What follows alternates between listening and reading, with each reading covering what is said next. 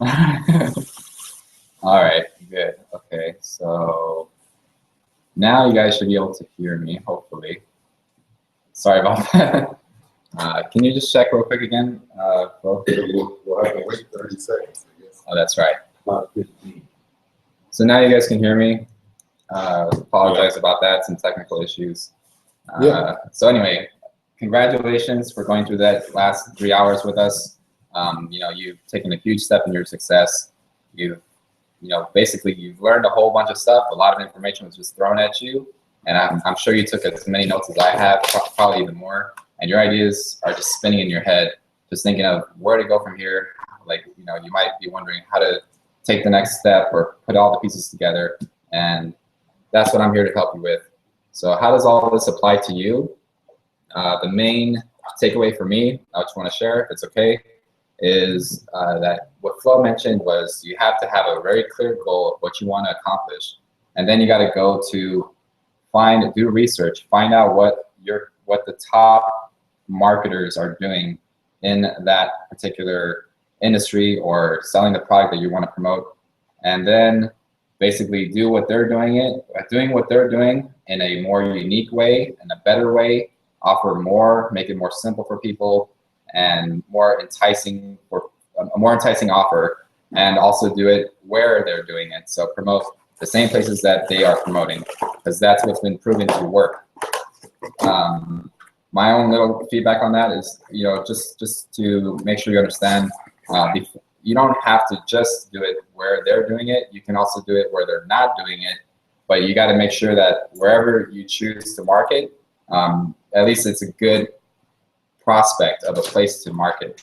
So for example, if nobody's using Facebook ads, promoting your product or promoting what you want to promote, and you see potential there, you know, you can give it a shot. You can test it out. So don't think that you have to use only use the same advertising method that they're using. You can use other methods too that they're not using, and you'll have less competition there too. But competition is a good thing. It means that, you know, it's working. So it's working in that place that you want to promote, where everyone else is promoting, right? So that's what Flo was mentioning. And again, just don't let it limit you. So let's go ahead and go through these questions. As questions come up, just put it in the question box and I will get to them. And if I have any extra time, I'm gonna go over some little tips that I came up with, that some things that I was thinking of while I was watching the training, and just give you some extra like bonus stuff for you to enjoy. So let's see, I'm going through the questions now. And mind you, there is about a 15-second delay. So it's not super exactly live. It's about 15 seconds of a delay. So let's see here. All right, so Dolores, I'm going all the way to the very beginning. Dolores asked, let's see, I'm gonna read the question word for word. So it's been a bit long. Sorry, I've been involved since July, but have made no money so far. Excuse me. I now have a fresh store with about 100 products, most of which have content attached. I also have a blog on the same website, which now has about 30 content articles, some of which are comparing or promoting the fresh store products. What is the minimum number of products or articles that I should have before I begin YouTube videos or linking back to other promoting activities? Backlinking means, you know, linking back to her site or other promoting activities. She says, Laura says, I have created 3 short videos so far. All right, so if you guys follow, basically, a fresh store means an Amazon affiliate store. Right? It's a plugin for your WordPress site. If you want to create a WordPress site, Fresh Store is a way of promoting affiliate products on your own website. And she says she also has 30 content articles as well. So the main question is, what is the minimum number of products or articles to have before beginning to promote on YouTube or doing other kinds of marketing methods? And the answer I gave is basically there is no minimum. You can just start doing it right now. The only reason we would ever suggest to do one thing and just don't stop until you have it down is because we don't want to overwhelm you with too much things going on at the same time. You just want to, you do want to just start with one at a time, but really it's just do one. And if you just create like one article or one video, you've done it. And now you know how it works, and you can see if you want to do that more and more, you just keep doing that, or you can, get used to it, do it a little more until you get really good at it. Then you can teach someone else to do it and hand it off to someone else, and then have them do it for you, so that you can focus on something else, learning something like Facebook ads or other ways you can market your YouTube videos, etc. So focus on one at a time and just start and just keep moving forward. That's it. Just do one little small step at a time. All right. Let's see. So I'm going to do the questions again here. Let's see. Okay. So 8 Stever says, if you were to purchase traffic, what service would be your your first choice to get targeted traffic that is legit? All right. So that's a good question. The answer is basically, all right, so Flo has mentioned 3 top places to start with. First one is search engines, so we call it search pay-per-click, which is Google AdWords or Bing pay-per-click, PPC. That's when somebody searches for something, they're looking for a solution to the problem, and they find your article or they find your ad on there. That's one. The other one is Facebook ads. Basically, you target people based on their demographics and the pages that they like, the groups they belong to. Actually, not groups they belong to. Technically, you have to do a little extra steps with that, but you target them based on what they're interested in, and then create an ad or create a video, create a more of a viral kind of campaign that you want to get shares on for Facebook. And then on the third one is email. Email meaning basically having other people promote your product on their email list. And then while you build your email list, that's the next kind of advanced step. And following up with your email list and other people's email list, have them email their people other kinds of products that are complementary to the first product you promoted. So basically, so those are the top 3, right? The way you choose which one you want to go in is, that is the real question I see here. So it's not about like one is better than any of the other. It's really, it has to do with what you want to do, number 1, and number 2, what is it that is actually, like, where is the best place that you want to find, or where's the best place for your target audience to find what you're offering? So like, for example, if you want to like solve a problem for people, which is what entrepreneurs do, solve a problem like for example, with Wayne in the online business industry, you're solving the problem of not knowing how to make money, or they're about to lose their home, they're about to they have all these bills piling up, and they won't get hired by any job, at least in their mind, and they want to just basically find a way to make money online. So their problem is that they're desperate to make money online because they have a bunch of bills coming up. So things that they can type in, they're actively searching for a solution to the problem, right? They're searching for how to make money online, how to build a business online more creatively. They can say, how to relieve my debt, or how to, or what to do, how to invest my money wisely, and then you can use that keyword to basically say, how to invest your money wisely. There's different options. You can do stocks, you can do real estate, you can do, Forex, or you can start your own online business for a very small amount up front and, you know, list all the benefits of that. Anyway, the point is, so you have, you know, people searching for the problem, the solutions to the problem on the search engines, all right? And then you have on Facebook, people are there just for entertainment. They're there to relax and have fun, kill their boredom, you know, just check out of wherever they're at. They just want to, you know, check what their friends are doing and, you know, look at videos and pictures. So on there, it's a different approach. You want to provide entertaining information, and it's a whole different, totally different beast. So if you're more creative and more fun and you like to create videos, or at least find videos on YouTube, things that are going viral, and you just like the environment of social activity stuff, use Facebook. And then the same thing goes for emails. If you just want to do numbers and you don't really, you don't even want to be creative at all, you know, email might be the best way to, you know, also called solo ads. And if you're going to use solo ads, you got to be really, really careful about who you hire to send your email blast out to, if that makes sense. So it's just your choice. Like, you know, to sum it up, the answer is your choice, and it also depends where your target audience is.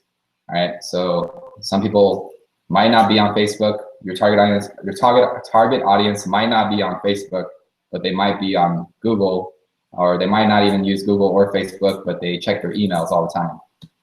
So just kind of experiment, and based on the research, if you can do research, find out where they are, you basically, you target them there. All right, so let me know if that helped you out. Okay, so the next question I see here. So from Dolores, regarding selling free info, I receive monthly tips from a fitness app that I use. Could I forward those tips in some type of document on my blog?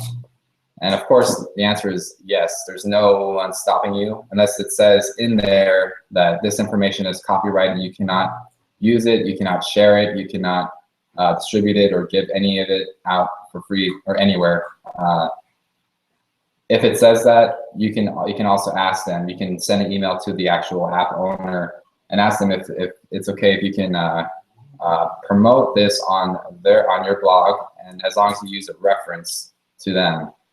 So if you want to use other people's information, typically that's fine, and you just got to have a quote block in your content and just mention who it's from. Where did you get the information from? Right? So let's see. And I also want to point out, just because this reminds me of something, one of my partners has a membership site that he created just for weight loss, and he is a personal trainer, but you know, he's an internet marketer. So what he did is just get 100 videos from YouTube, all public information, and find, you know, videos on yoga, on Pilates, on cardio, and all these different types of, you know, workout things, and then just put them onto a membership site and give access to the membership site for free.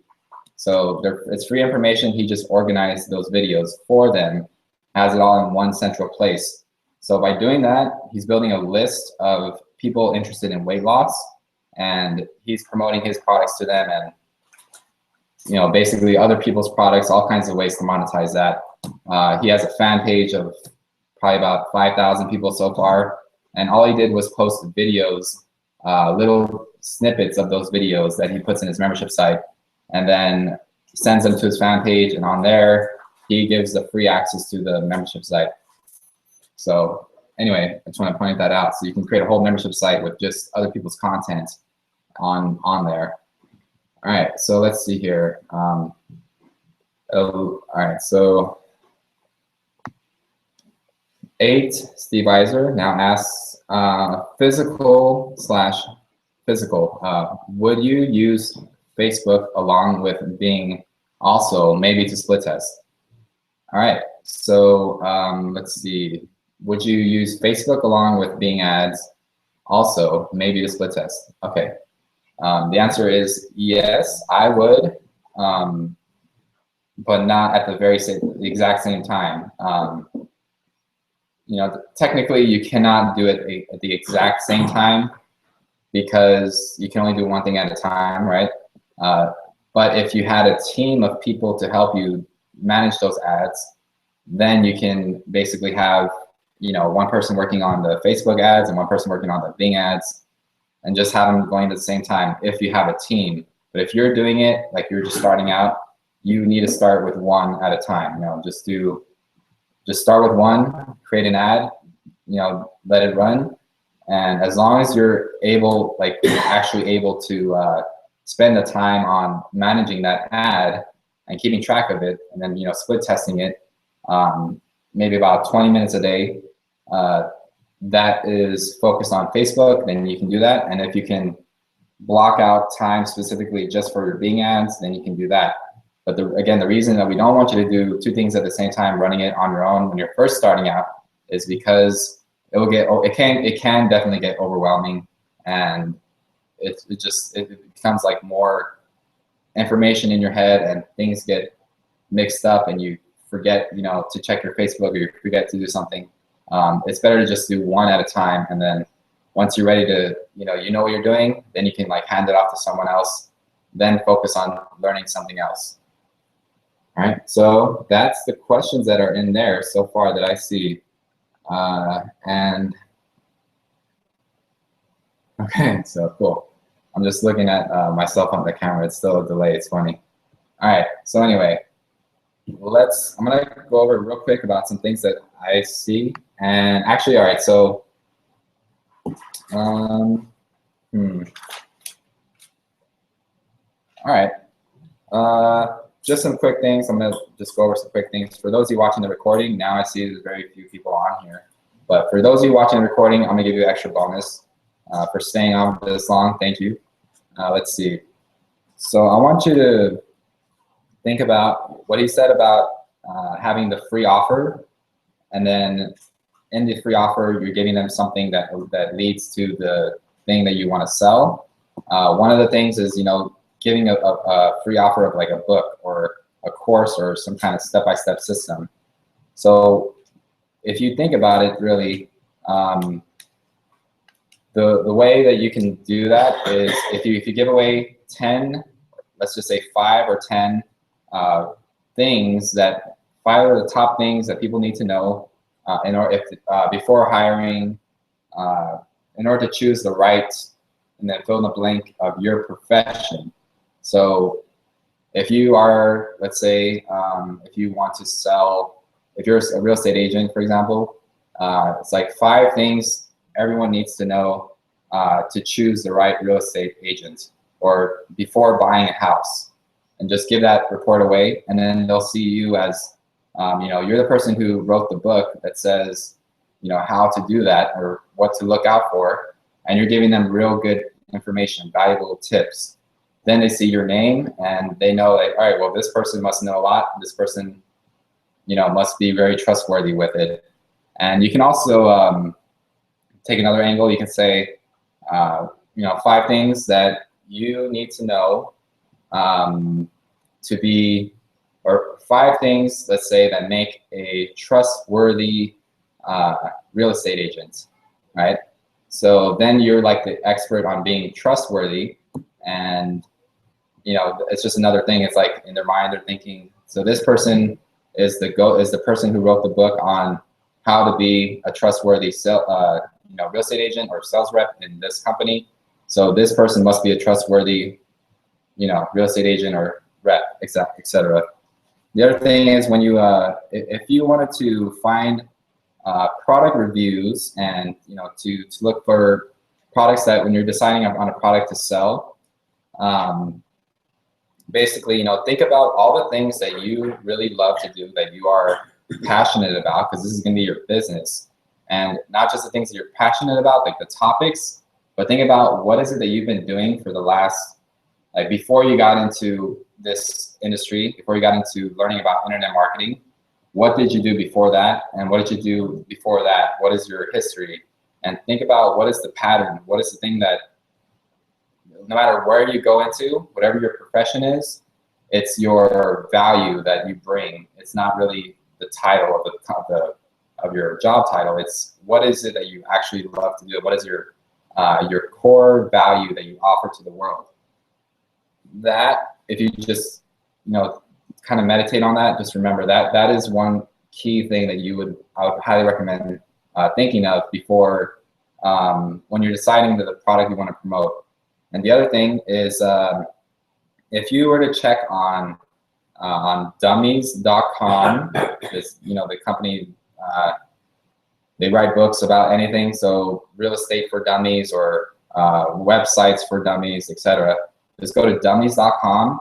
They are the biggest market research, you know, company, people like, you know, that I can even think of, because they know what is going to sell. That's why they create a product on it, you know.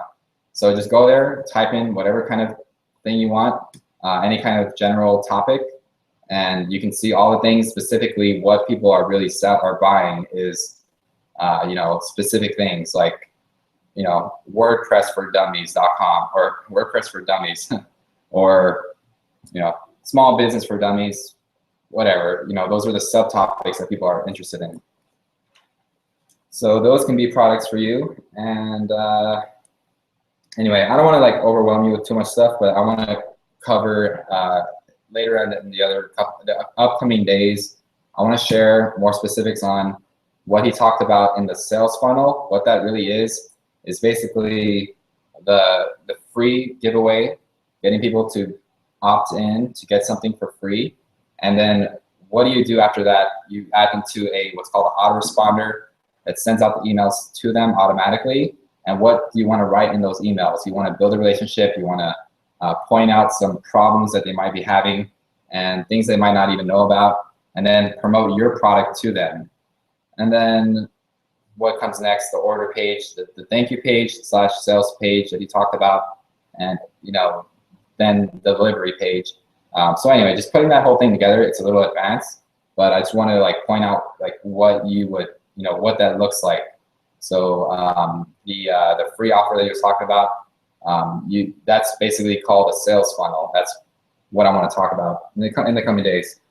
And just don't be overwhelmed by it. Just kind of, you know, take it one day at a time. And yeah, I'll leave it at that because there's a lot of good stuff that I want to cover, but I'm going to wait till we cover it in the other videos. All right, guys, thank you for being here, and I'll see you tomorrow. So turn this off now.